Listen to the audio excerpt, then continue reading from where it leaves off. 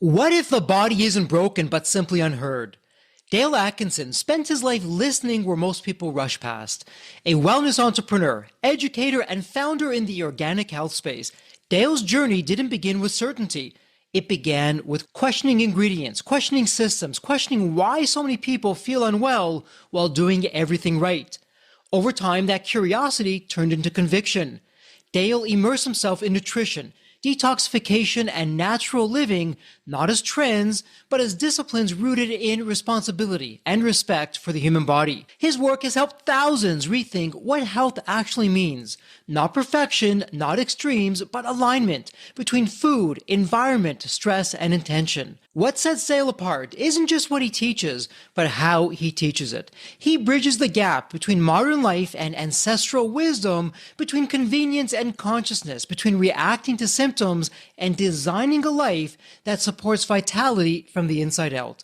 This is a conversation about reclaiming agency over your health, unlearning what no longer serves you, and building a lifestyle that quietly compounds into clarity, energy, and resilience.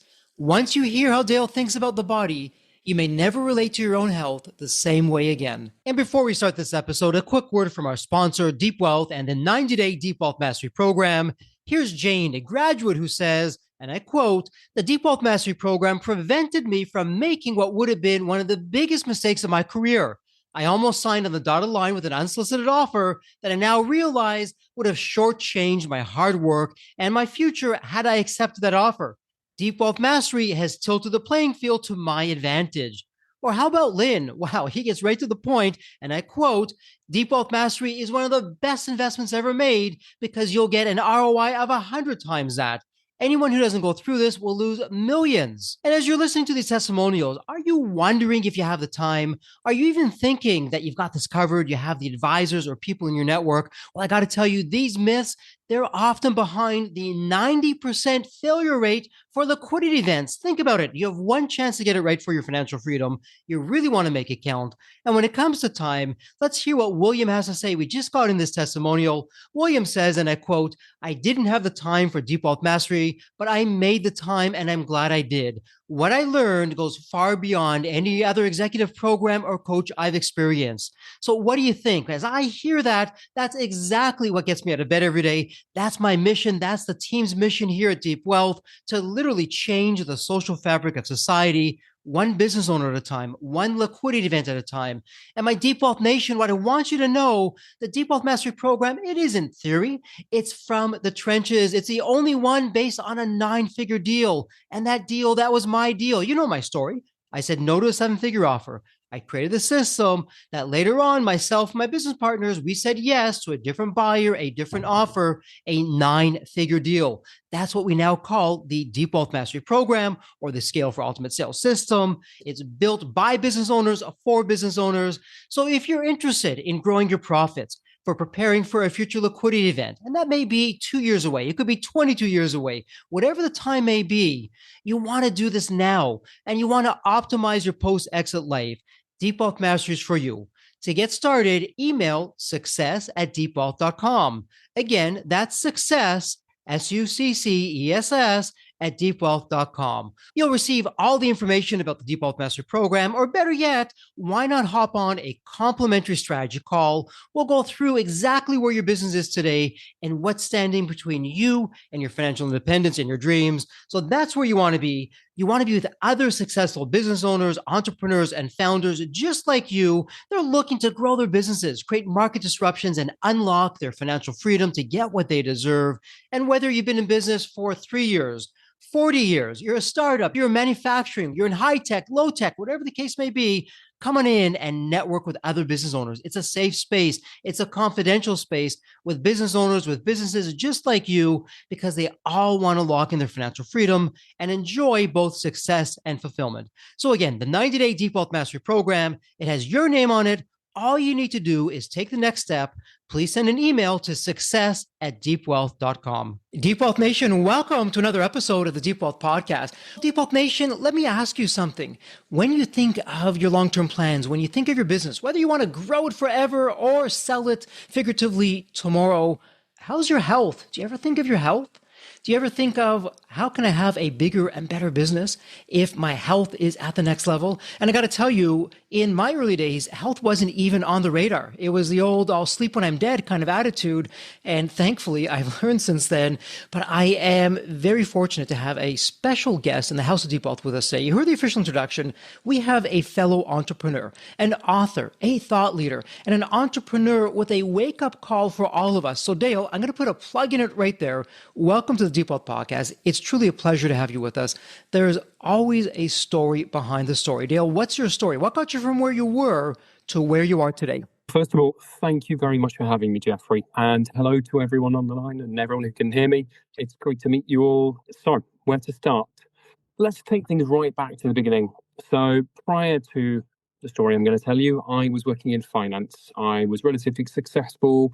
In my 30s, I was sitting as a board member of various different finance organizations, from Wellington Management through to HSBC and various others.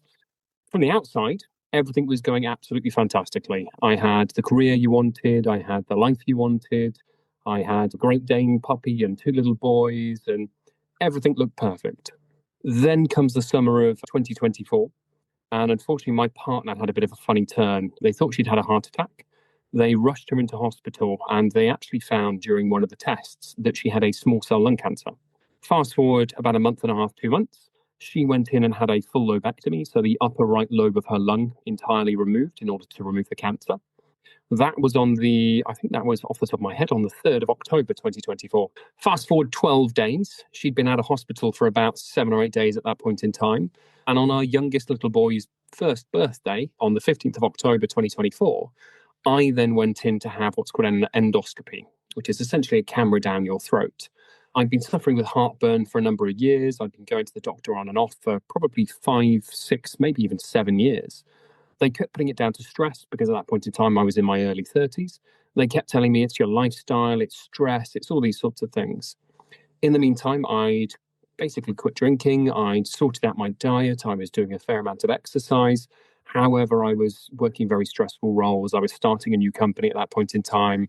I was just in the throes of signing a multi-million-pound contract with a retail bank in the UK to take on just over 100 staff to do basically what's called a remediation on the compliance side. So going through and looking at their books and fixing issues. And it was always put down to those sorts of things. I then started having a number of pains going up through my shoulder. They now liken it to an angina pain. It's essentially mini heart attacks on a minutely, secondly basis I was having. And at this endoscopy, they then ended up finding a nearly 10 centimeter tumor in my esophagus.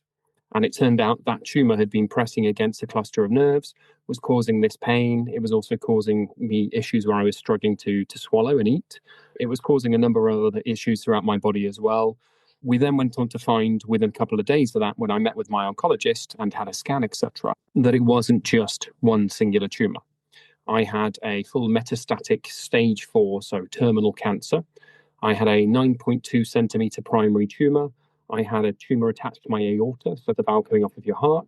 I had another one on the neck of my pancreas, and I had a number of lymph nodes, somewhere around sort of double figures of lymph nodes involved as well. I was unfortunately, within a matter of weeks, told that they saw it as a terminal diagnosis. They gave me roughly a prognosis of about 11 and a half months. And they essentially gave me a pat on the back, sent me home and told me, make yourself comfortable. We will see you when we're admitting you into a hospice in a few months' time. And yeah, that's pretty much the start of my story. Is I was given the prognosis that nobody wants at the grand old age of 35. My partner was still recovering from her own cancer journey. And we decided to take everything that had happened to us at that point in time. And instead of accepting the prognosis, instead of accepting the terminal diagnosis and the dire outlook that I was given, I decided to go off and start researching. I came across a lady called Jane McClelland. She was formerly a physiotherapist. She's now a best-selling author around cancer and using metabolic pathways to cure cancers, etc. I came across the likes of Dr. Thomas Seyfried, who I reached out and spoke to. Many of your listeners may have seen him on the Diary of the CEO, etc. recently. He's become a very famous name within that space. And I reached out to probably a few hundred other experts globally. And the consensus that came back was that this doesn't need to be the end, that there are a number of ways outside of the standard of care, which is what we would normally call the normal route within the NHS as it is in the UK or the medical system in the US, There are a number of routes outside of that and a number of theories around cancer outside of that, which have paid dividends for a lot of people. And there are a lot of terminal cancer survivors at this point in time who have followed these routes and had great successes. Be that things like the Joe Tippins protocol, etc. You'll have seen, your viewers and whatever else will have seen a number of these popping up, especially with the health changes in the US at the moment. There are a number of people coming out of the woodwork and very much talking about these in the mainstream now, which is fantastic.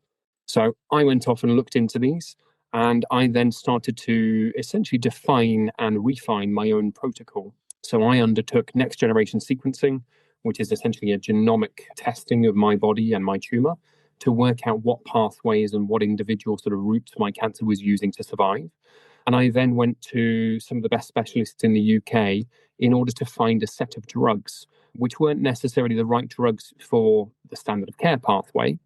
They were repurposed medications from other diseases, etc., that had been found to have really sort of efficacious outputs in cancer, in oncological situations. I pieced these together with a number of other complementary therapies, so hyperbaric oxygen, red light therapy, the use of infrared saunas, pulsed EMF, lots and lots of other things, including exercise, mindset, breathing, so using things like the Wim Hof breathing techniques. And I essentially have managed to, in the last just over a year, go from a stage 4 metastatic cancer to having one singular lymph node that is currently still involved. And I'm hoping to be cancer-free, or NED as they call it here, which is no evidence of disease, within the coming couple of months. Wow, my goodness, Dale, so much there to unpack. Firstly, you're in myself, my thoughts, my prayers, the whole Deep Wealth team, Deep Wealth community for where you are right now and where you're heading. And congratulations on your success to date. I want to go back for just a moment. And by the way, Deep Wealth Nation, this is not medical advice. This is simply Dale and myself. We're two friends having a fireside chat you're listening into. Anything that we're talking about, if you're thinking about it for yourself, please check with a medical professional who can give you the proper advice.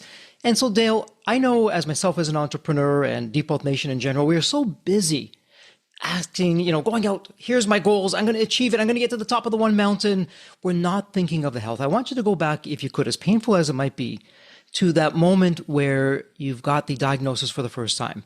What was going through your mind? What happened to your world at that point? So at that point in time, I had a 1-year-old. I was diagnosed on his birthday. I had a little boy who was just about to turn 3 as well. I had a partner who'd just been through her own journey. We had a Great Dane puppy, a house and a life to support. And then additional to this, my mother also died in that small period meantime as well. Just after a week or so after my diagnosis, my mother also died. So I was flooded with so many emotions and so much going on at that point in time that, first of all, I couldn't remember, if I tried right now, to be able to tell you what I was going through exactly. And second of all, I was so caught up in the emotion of what I felt that I don't know, it's very hard to describe to anybody listening unless you've been through it. But it was an emotion I'd never felt before. And it was an emotion that I got so caught up in and so consumed by that it's sort of impossible to describe.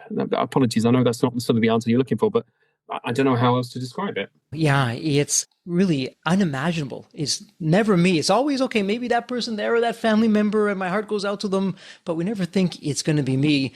And so once that sunk in, okay, this is the diagnosis, what was running through your mind as an entrepreneur? You are out there, you're doing some amazing things on the finance side, and I'm going to make things happen, and I've got all these plans, and all of a sudden, wow, it just feels like the world comes crashing down. What happened next for you, and just in terms of your own mind chatter and the thoughts that were running through your minds after it sunk in? Okay, this is not a bad dream. Wake me up. Okay, I can't wake up.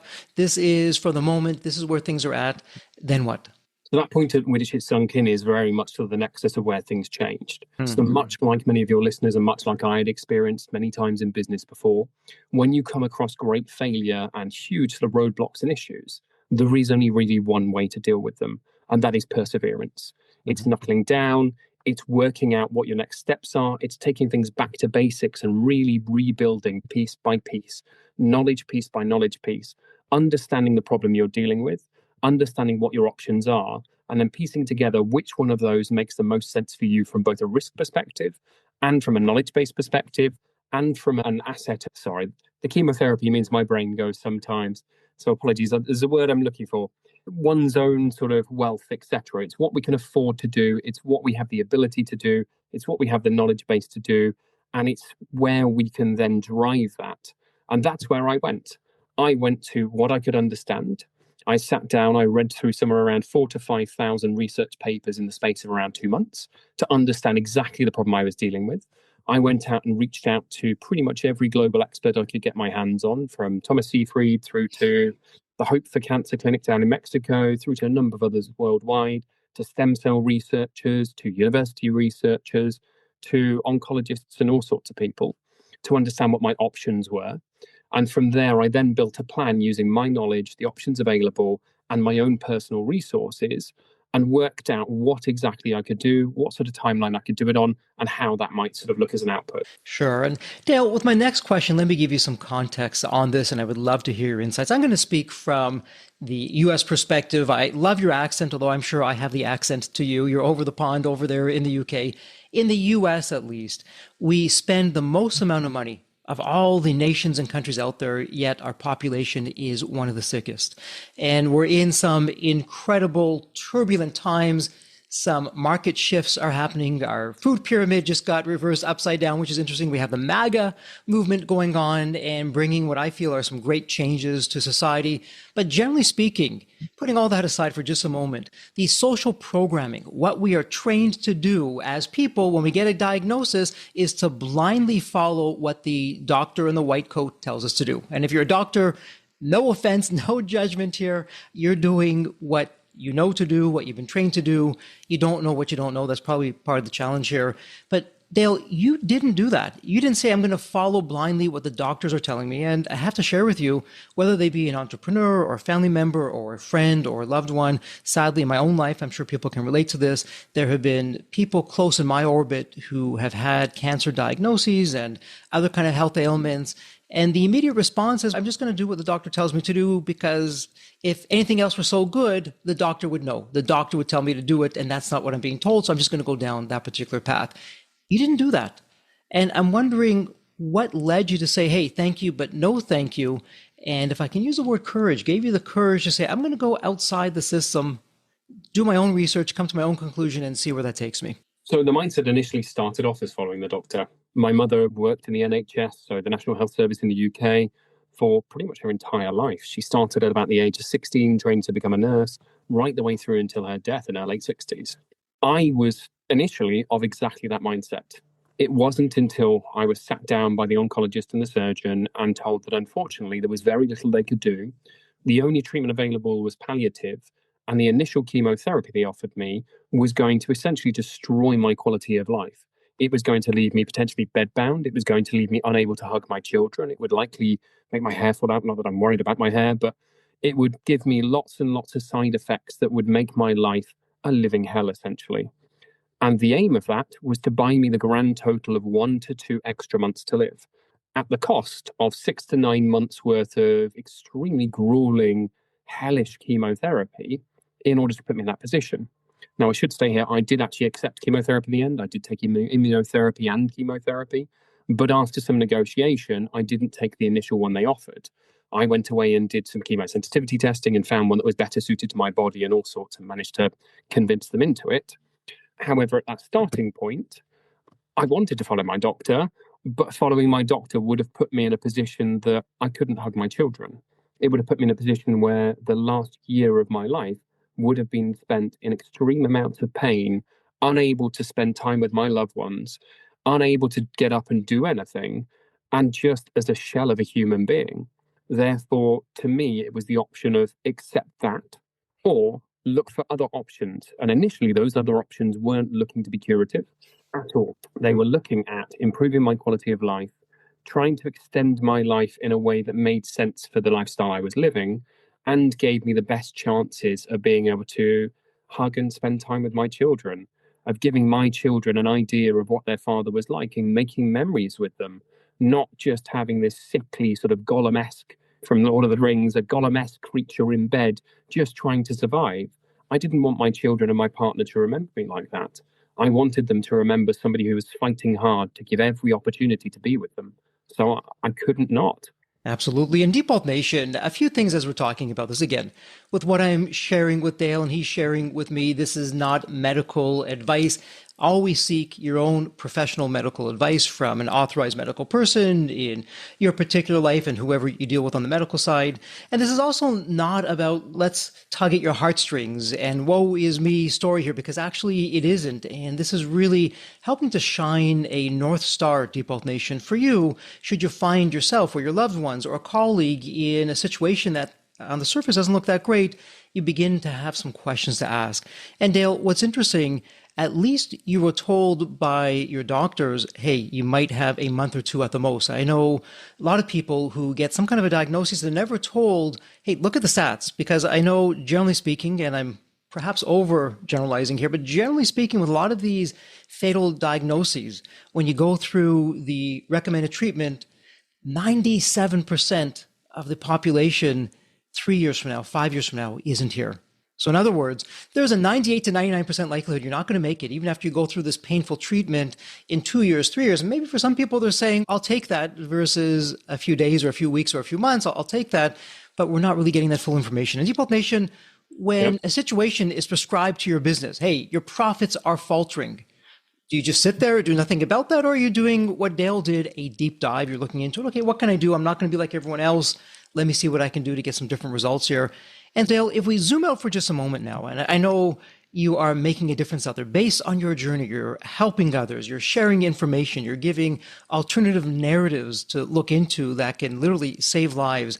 When you zoom out, and there's no judgment here against any of the medical professionals or anyone that you had dealt with, what's your narrative of what you're telling yourself of, hey, I was told this, but I found that, and here's where I am today? What would be in a few sentences what you'd want to share with Deep Health Nation? First of all, I should probably point out exactly as yourself has already, Jeffrey. I have no issue with doctors in any way, shape, or form. I will always default to listening to a doctor first of all. I have a lot of respect for doctors and clinicians within the health services, whichever country that is. I have a lot of respect for how much learning they've done and how well they know their subject. But cancer at this point in time, specifically cancer, has no known cause other than the occasional bit which is genetic. Most people agree in the oncological world that there is no singular way to treat it and that every cancer is different. And nobody can quite give you one singular answer as to whether chemotherapy, whether immunotherapy, whether stem cells, whether all of these magical things that we're looking at the moment, the immunizations they're talking about for cancer, all these sorts of things, no one can give you one direction that definitely works. So it's not so much about not listening to a doctor. It's not so much about going against their advice. It's about working out your personal circumstances, much like you do in a business. You don't base your exact business on the model of what everyone else is doing. You base it on what your P&L says. You base it on your business plan. You base it on what your business is set up to do. You know, if you're an Apple, you don't turn around and base it on, I don't know, PlayStation, similar sort of things, but you don't try and map your business directly one-to-one. You can follow your competitors, you can look at their model, you can try and improve your own model against that. You can take ideas from other places and pick pieces from other business models, other ideas, other marketing plans, other whichever way you want to go with it, and add it to your own to improve your approach. But it all comes down to your business and how your business runs and what is right for your individual business. And I looked at my health the same way.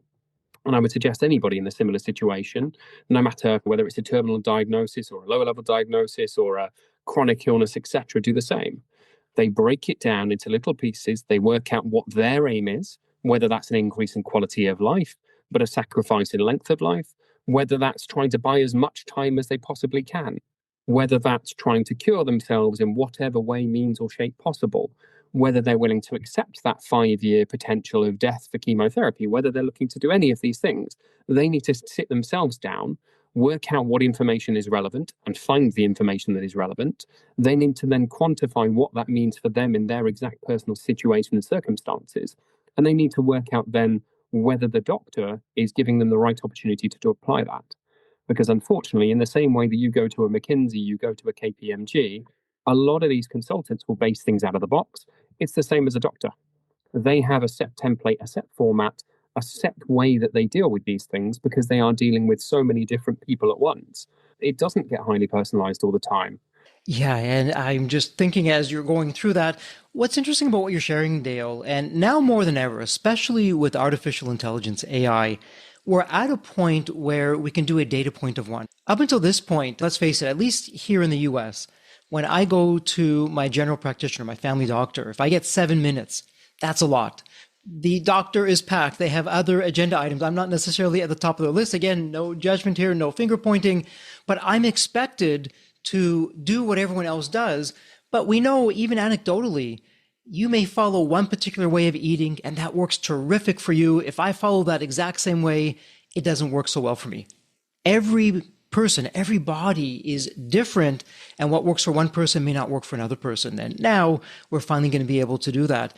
And I don't want to get into all of these conspiracy theories and everything else like that, but I do want to ask you, based on the research, because you did a deep dive, I love how you took your entrepreneurial mindset, your financial background of data, facts, numbers, let me see what's there, and you put that into the medical situation of looking at all these different studies, all these different research papers. There's one school of thought that says it's actually not healthcare, it's sick care. And if we're going to be very open and honest about it, from a business model, big pharma, other companies, it's to their advantage to not have us well. It's to their advantage to have us sick or continuing to be sick or sick longer than we normally should be because there's more money than for us getting healthy, or if I can use the word cured, or trying something that's even not a prescription drug that heals me because there's no profits in there. I mean, I can go on and on with that narrative. What are your candid thoughts with that? Is there anything to that with what you saw in the research? Unfortunately, yes. There was a big one that actually came out in the last couple of weeks with regards to COVID vaccines. And this is a published paper. You guys can look it up. I can't remember the name of it off the top of my head, but if you Google it, you will find it very easily. And it's around how essentially some of the companies and some of the research teams who created the vaccines knew that they were causing heart failure in some patients. They knew that some of the population were having heart inflammation, cardiac inflammation. They were causing all sorts of other issues around this. But because they also knew that their funding was going to be pulled, and some of the big pharma companies had turned around and told them that they would pull their funding if they continued checking into this route, a lot of them closed it off and essentially decided to go for willful blindness. And sadly, I came across that in a number of different ways and a number of different pieces along this whole journey. From the use of things like metformin, which is a very well known diabetes drug. It has massive anti cancer properties. It can be used for the sake of pennies, but it's not patentable in oncology because it ran out of its patent many years ago. It's off patent. So nobody's willing to do the checks into it. Nobody's willing to spend the money to do the trials. Nobody's willing to invest in patients trialing this and putting in data and all sorts of things because it will cost them the millions. And therefore, because the big pharma companies aren't willing to invest in them, it's not used.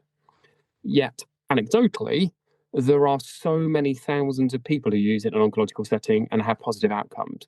There are so many smaller tier 3 studies. So not the study you want, essentially. There's lots of different tiers. We can't go into that right now, but there's lots of different tiers and ways that you can approve drugs. But nobody's willing to pay for them. I wouldn't say it's so much of a conspiracy theory. I would say, unfortunately, the healthcare system has fallen too foul of commercial gain. It is an over corporatized system. And it's unfortunately in a position now where it is not helping the very people that it was designed to help for various other different reasons, as well as just corporate greed. But it is not set up in order to help the individual underlying to it. It is not necessarily there in order to keep people sick, but it's just not there to focus on helping everybody. It's there to focus on trying to do the maximum good at the quickest point possible. And so, really, Dale, it almost sounds like healthcare is a business, and it really is a business. It's a big business. It's a multi-billion, perhaps trillion-dollar business. And I know in business, hey, how can I get this done the fastest, the most effective, the most profitable way? There's a difference, though, and at least for me, there's a hard line when it comes to health versus offering a business service or something else. So, with all of that said, Dale, I'm wondering, someone in Deep Wealth Nation, they find themselves in an unfortunate situation. Maybe it's them directly. Maybe it's a loved one, a family member, again, a colleague, a team member who gets some kind of a diagnosis. And they don't just want to blindly follow what they're being told. It literally is patient beware, just like buyer beware, patient beware.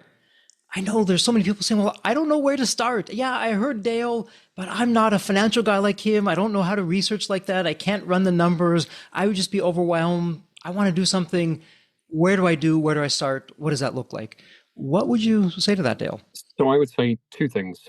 Number one is I personally subscribe to what's called the limitless mind theory. It's a theory that was written by a lady called Joe Bowler, and it essentially posits that anybody can do or learn anything if they have a reason and a want to. So it's about perseverance, it's about pushing yourself through it, even though it's uncomfortable. And that could be anything from learning your accounts in business, learning how to do marketing, even though it doesn't feel like your thing, or any of these sorts of things. Anything you could possibly want to do or learn in life, pretty much anyone can do it if they persevere and push themselves to. The second thing would be try to break it down into as smaller pieces as you possibly can.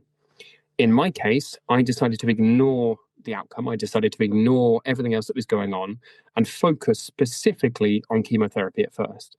Focus specifically on working out what was happening in my body and how essentially it was affecting me, in order to then pick off piece by piece, one by one, each of the individual pathways, finding the right drug, the right thing, focusing on research on this for 2 weeks at a time in chunks, in order to then pick out and design my protocol off the back of it. What I'm essentially trying to get at is, if you break it down into teeny tiny chunks, as with anything, you can pick up and you can start to understand quite quickly what those chunks together start to mean.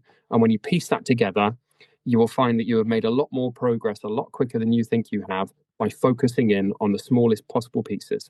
And Dale, as you're talking about that, I'm going to use what's probably a very bad analogy, and then I'm going to put it back into the health space. And I know in dealing with some medical professionals, the bad analogy I'm going to use, it's like you're in a restaurant and you're going to order something, you want to make a change to whatever you're going to order. And whoever is taking the order says, "Hey, Jeffrey, very sorry about this. I spoke with the chef and the chef doesn't want to change it. So either take it as is or you're not going to get that at all." And some restaurants do that, not all restaurants, but there are some that do that, where the chef is, "Hey, it's my way or the highway." Again, probably not the best example, but now I know in the medical world, there are health professionals, there are doctors and others who are saying, "Hey, if you're not going to go along with this prescribed regimen exactly as been suggested, as what I'm telling you to do, then either you're probably going to die, or I'm just not going to deal with you." So here you are, you're doing your research, and you said a number of times, "I came back, I was ready to go with a prescribed way of doing things, but it had to be on my terms, on my way." So did you run into the doctors or health professionals saying, "Hey, Dale, it doesn't work like that. It's got to be like this or nothing"? And how did you deal with that? And I also mentioned that with the subtext, again, that social programming, it's as though we shut down. Number one, we get this horrible diagnosis.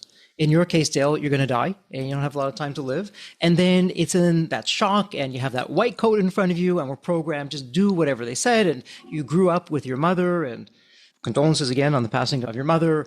Hey, this is how it's got to go and this is what it does. So how did you get beyond that when you ran into some resistance from the medical team of, "Hey, Dale, no, not happening. It's this way or it's our way or the highway"? What do you do there? So first of all, I met a lot of resistance with everything from the diet that I followed. So I followed a low carb, vegetarian style rainbow diet. When I first went into one of the meetings with the nutritionist for the NHS, they turned around and told me to eat lots of chocolate and lots of ice cream and to put on as much weight as possible by eating junk food. And I already, thankfully, at that point knew it was not the route I was going to take. It was not the route that worked for people. It was not actually aligned to cancer biology, etc. So I went in with the mindset of smiling and nodding, agreeing to what they said, and then quietly doing my own thing in the background for those ones. We also then, when I disclosed the off-label medications I wanted to take and the complementary therapies I wanted to take directly to my oncologist, we ended up having a 2.5 hour long consultation, in which, first of all, she threatened to pull my care at multiple points during the conversation. She called me stupid. She called me lots and lots of things that I probably can't repeat in polite company. And under no uncertain terms told me that I was going to kill myself and die even quicker. But I spent 20 years as a compliance officer. I have been called the anti-business unit. I have been called every name under the sun by investment managers through to all sorts for doing my job. I have sat through trying to define and create regulations and put them into procedures, to then have them ripped up and thrown in my face and told that we're never going to do this and that's not the way business works and all these kind of things. So I have a very thick skin, very luckily for me. I grew that thick skin through essentially having to through work, and it just happened to play so well and so neatly into this and allow me to essentially keep going without letting the opinion of somebody who doesn't know me, who didn't stop to look at my situation in the same way that I was trying to put it across, who didn't see that I had a need to survive, not just a want to survive, didn't see that I was fighting for a family, for two little boys who need a father, and that I was willing to go far and above and beyond what most people were in order to achieve that. And I think that's the same with entrepreneurship. It's going above, it's ignoring the people who tell you that you're going to fail. It's ignoring the people who tell you that it's a bad idea. If you have the data, if you understand the market you're looking at, if you understand what you're trying to do and how you want to get there, then how is Joe Bloggs off the street, who has no idea of your determination, of your business plan, or of your underlying idea, how are they qualified to tell you how to live, how to run a business, how to do things? And I saw it exactly the same way. And so what's interesting, Dale, what I'm hearing you say, and my goodness, easier said than done. I don't know if I would have been as well schooled as you in that situation. You heard what you knew for you anyways was truly wrong, incorrect, or maybe even going to get the final exit for you quicker than you would otherwise. But you sat there, you smiled, you nodded. You didn't necessarily go against the grain. You were just there listening and in the back of your mind saying, okay, I hear this. I'm going to do what I want to do anyways. But then when you had that direct confrontation with your oncologist, it's not just calling you names, which is unprofessional, unethical. And that's a whole other conversation. Probably should have all kinds of things looked at from their board of professionals. At the same time, though, you were threatened with, and you have socialized medicine a little bit different than in the US, but you're threatened, hey, you're going to be on your own for this. You're not going to have this paid for by the government. I'm going to yank this because what I'm hearing is ludicrous. It's crazy. It's just not going to happen. Yet sounds like you kept your calm and you just talked it out, and somehow you navigated your way through that. They found some kind of a comfort level, whatever it looked like, and you did, and you got to the point where you wanted to get to through discussions, not losing your cool, listening, and having a thick skin. How am I doing with that? Yeah, I think that's exactly it, Jeffrey. I managed to keep my calm. I managed to essentially just let it roll off of me. What I realized very early on was that the NHS specifically often run because it's quicker and easier to get a patient to bow to fear than it is to sit and talk them through with things. And because of the volume of people at the moment with cancer, which is, I think it was growing by, I think it was 31% year on year or something. No, sorry, 13% year on year. It was some crazy number that we have more and more people every single year with cancer, but we have less people qualifying in oncology. So they are extremely pressed for time. They're stressed, they're tired, they're fed up. They are overworked, underpaid, and all these other things that you can say about the medical profession. And I understood this, and I understood as a result of which they go for pressure tactics because it is normally the fastest, quickest way to deal with people.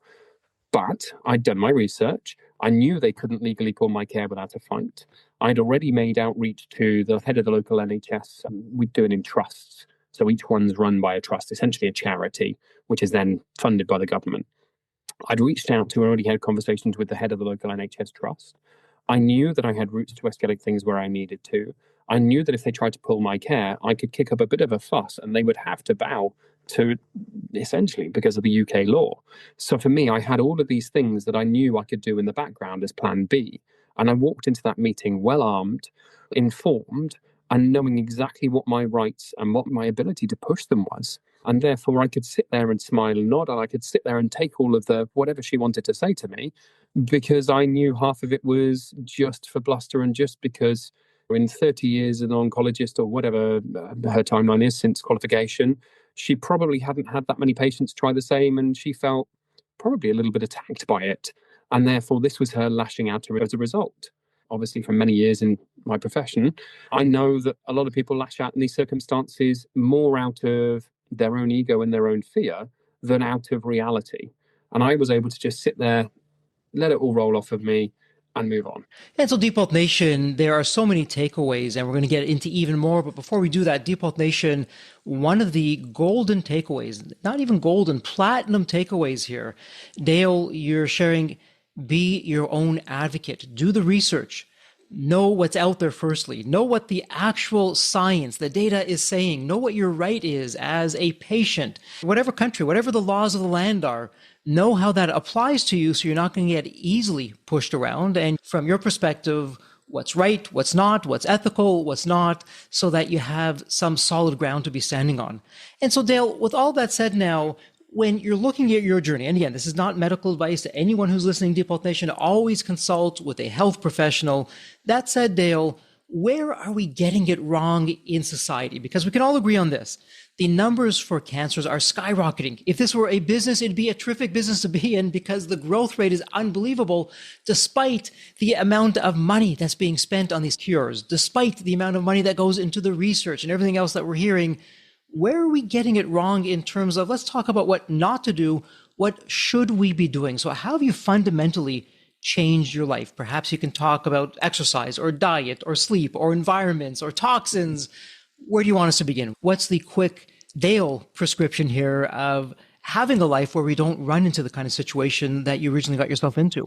First of all, Jeffrey, I just want to reaffirm exactly what you said just then in terms of everything is personalized. Everything is focused on the individual.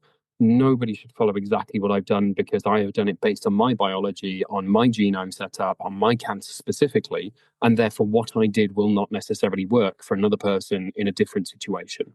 It is all about understanding that situation to be then able to apply exactly the measures you need in order to combat it. And for me, that included everything on the list you've just mentioned. I put in water filters, whole house water filters. We put in a full air filtration system in the house, which is not a standard thing in the UK. I know you guys have HVAC in the US quite often and air conditioning. That's not normal here. We did all of those things. We replaced everything from our polyester carpets with pure wool carpets.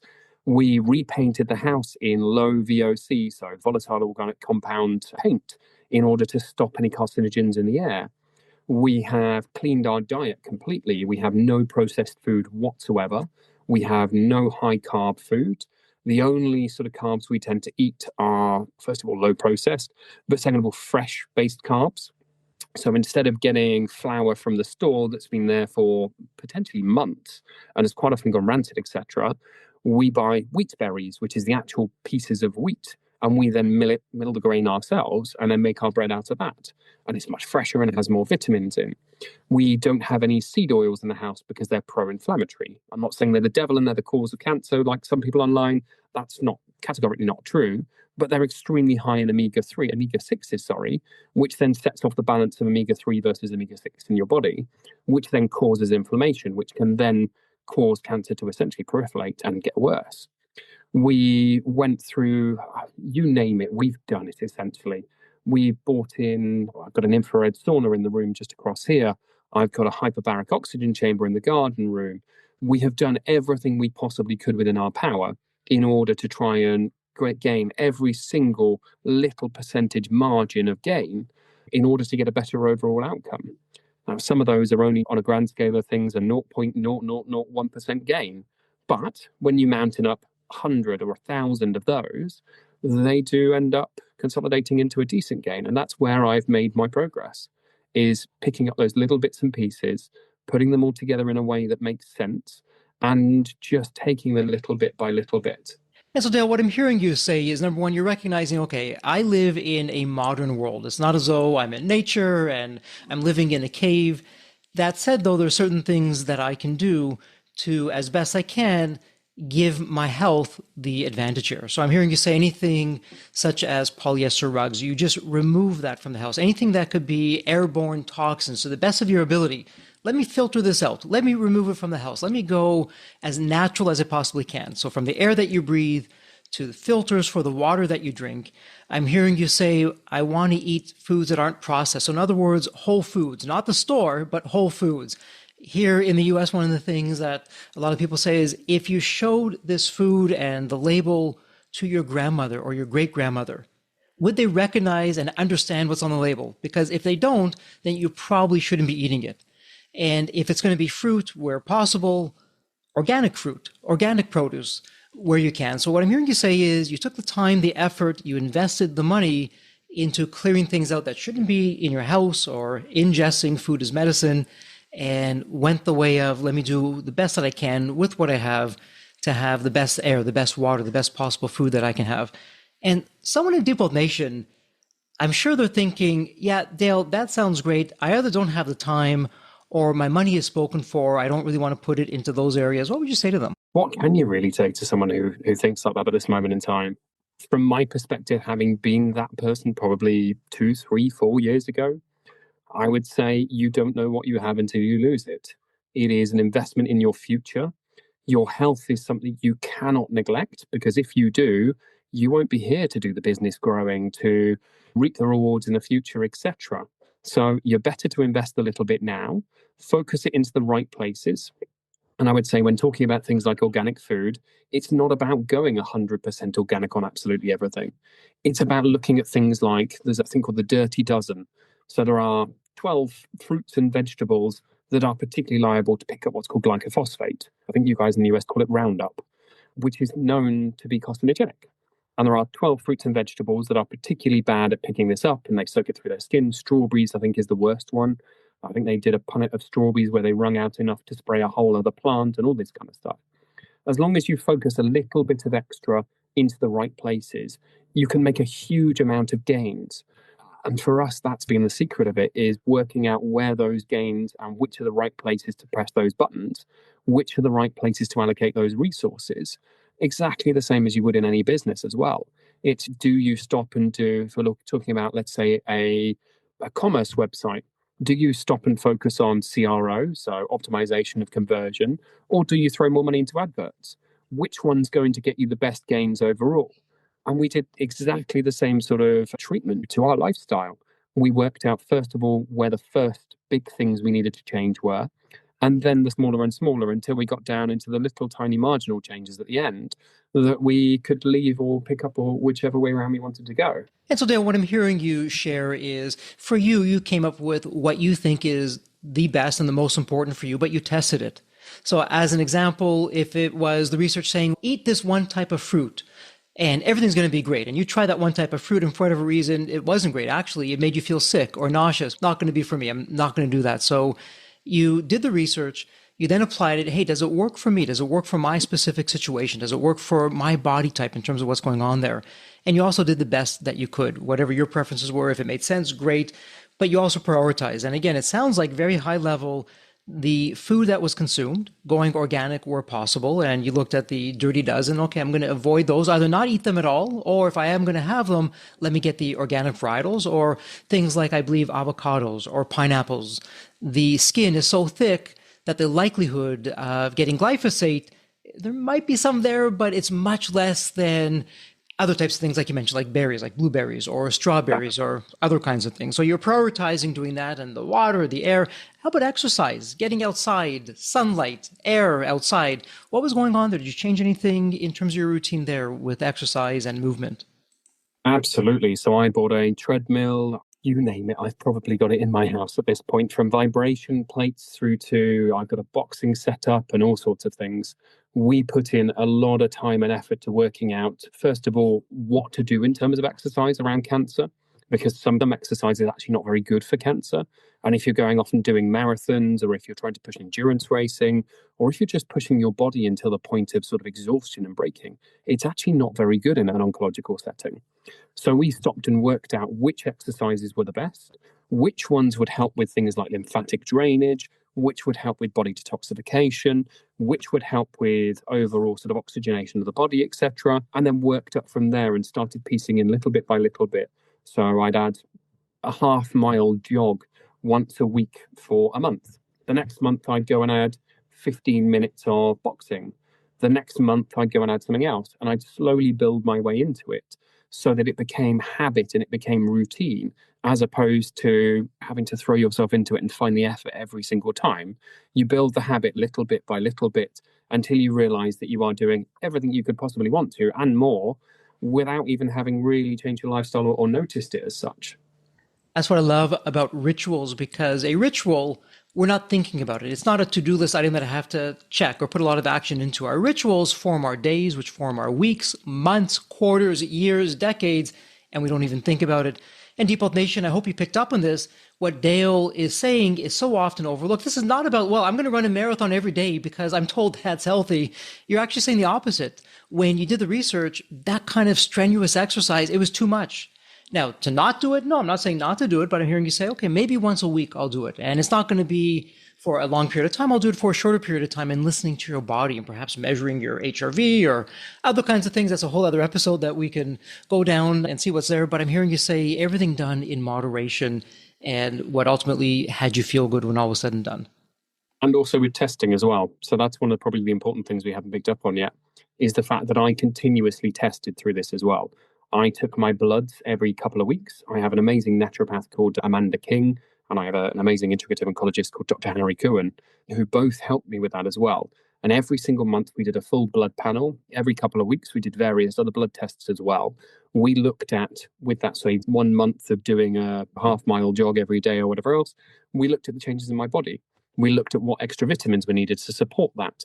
We looked at what the effect of that was on everything from inflammation markers through to creatinine levels, through to different levels of various different things, through to the effect on my immune system, et cetera, et cetera, et cetera.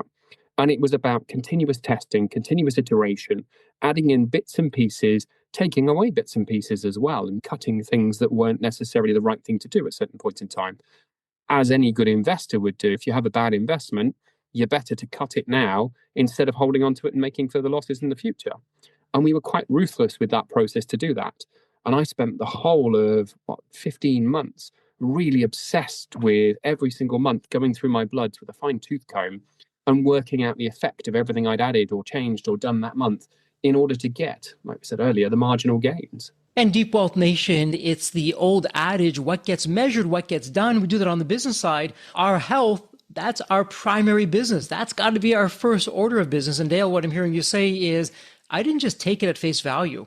It's a good old Ronald Reagan quote, trust but verify. Okay, I hear that such and such, or this supplement, or that exercise should help me. Okay, I'm going to try it, but I'm going to do the blood labs.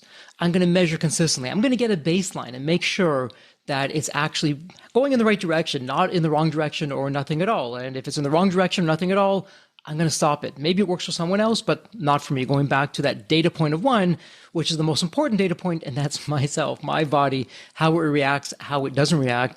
And, Dale, as we're talking about this, I'm actually reminded of a former team member. He was in my IT department, and he said, Jeffrey, you can either pay me now or pay me later, but you'll always pay. And that's an adage as good for business as it is for life and our health. And Deep Wealth Nation, it's the same thing. Everything that Dale and I have been talking about, let's face it, it's an investment. But I'd rather do small incremental investments today because I don't need to do it than at the very end where I get a health diagnosis that it might be too little too late. And it's my health that I'm investing in. It's my future. How can you even put a price on that? So Dale, with all that said, my goodness, there is so much that we can continue to talk about. We're running into some time constraints here. Before we go into wrap-up mode, let me ask you this. Is there a question, topic, or even a theme that we haven't yet covered that you want to share with Deep Wealth Nation before we move into wrap-up mode? So I think the last thing I'd like to cover is where things then went. So looking back I did a year and 15 months roughly of hard pushing on the health side. We have now switched to a point where, with everything I learned in that journey, with everything I went through, first of all, I have now become a patient advocate. I tend to live on LinkedIn and Facebook, and you can come and find me there. And I put out a lot of information about things people can research for themselves, about the idea of what chemotherapy is versus the reality of chemotherapy, of how fasting salts or hydration salts can actually be bad for your health rather than all of this marketing stuff that says they're great. I put out a lot of information in terms of those sorts of things in order to try and help other people in similar situations. And then additionally, we have now since essentially changed the entire of myself and my partner's careers. We've recently bought an e-commerce business, which we're hoping to use to try and subsidize a lot of the equipment that we have used and found extremely helpful during my journey for other people, which is called Peak Health and Fitness. It's a UK-based e-commerce business. We have also since started a charity with a lady called Jane McClelland, who is a very well-known cancer author. She authored a book, which is a New York Times bestseller called How to Starve Your Cancer.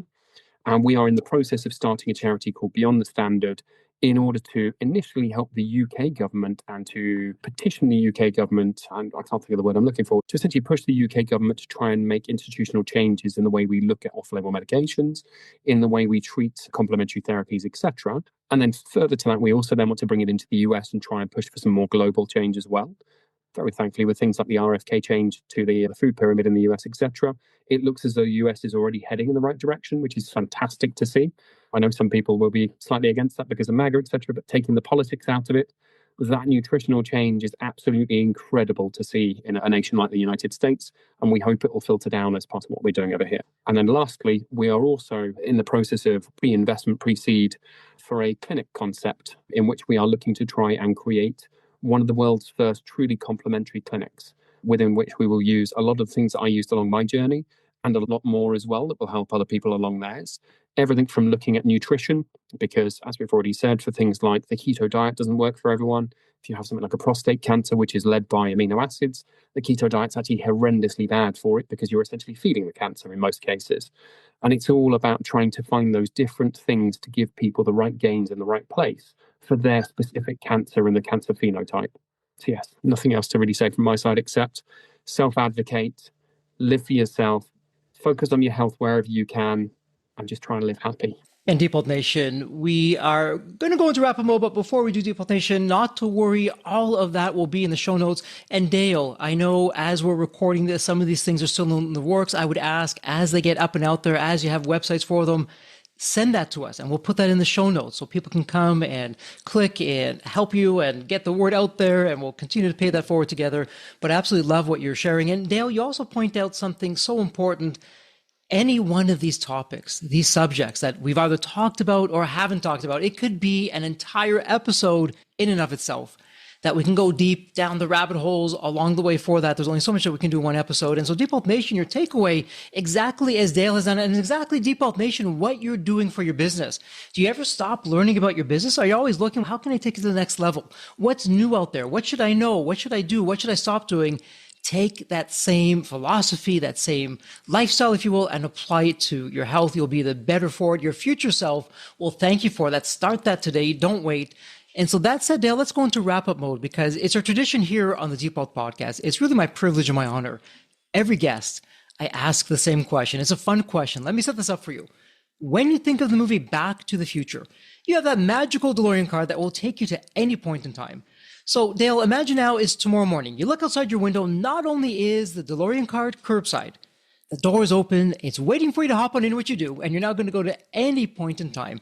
Dale, as a young child, a teenager, whatever point in time it would be, what would you tell your younger self in terms of life wisdom, life lessons, or, hey, Dale, do this, but don't do that? What would it sound like? It would have to be around perseverance and self-advocacy. I think the only real gains in life come from, first of all, knowing yourself and having enough confidence in yourself to push forward. No matter what anyone says or what anyone thinks, do it because it's the right thing and the right thing for you. And on the other side is to persevere when perhaps most people have stopped. I came to a position where I was told by health professionals categorically that I was going against my own health, that I was going to kill myself and all these sorts of things. But I continued to persevere. I continued to learn until I was at a point where that confidence, the self-advocacy became natural because of the instinct to learn and the perseverance. I love that. Believe in yourself, no matter what anyone else thinks.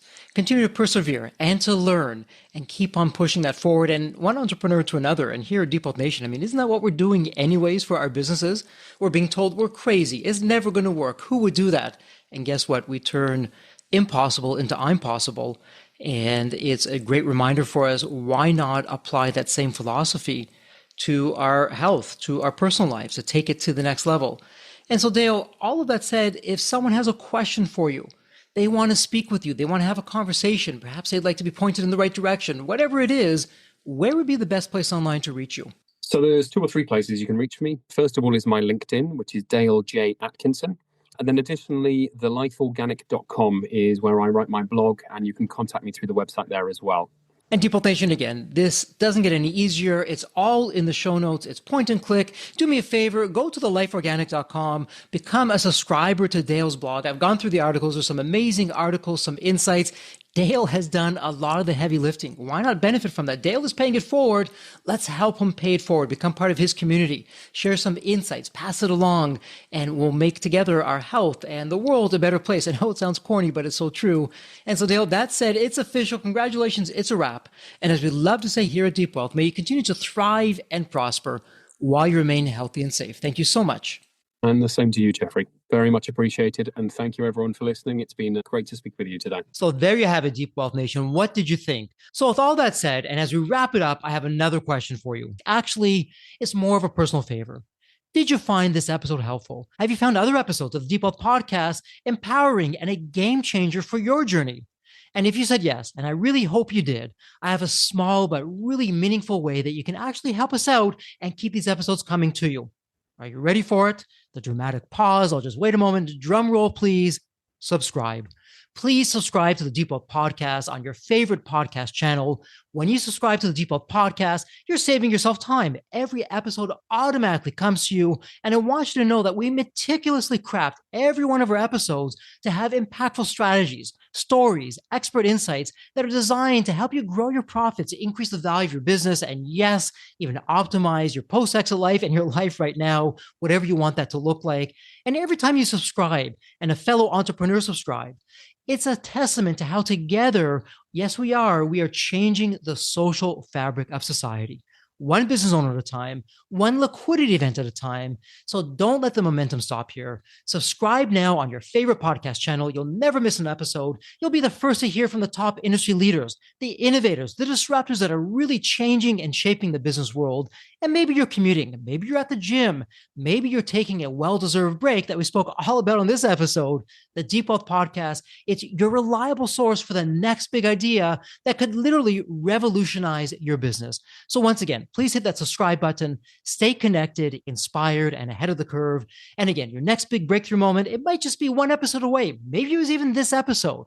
So all that said, thank you so much for listening. And remember, your wealth isn't just about the money in the bank. It's about the depth of your journey and the impact that you're creating. So let's continue this journey together. And from the bottom of my heart, thank you so much for listening to this episode. And as we love to say here at Deep Wealth, may you continue to thrive and prosper while you remain healthy and safe. Thank you so much. God bless.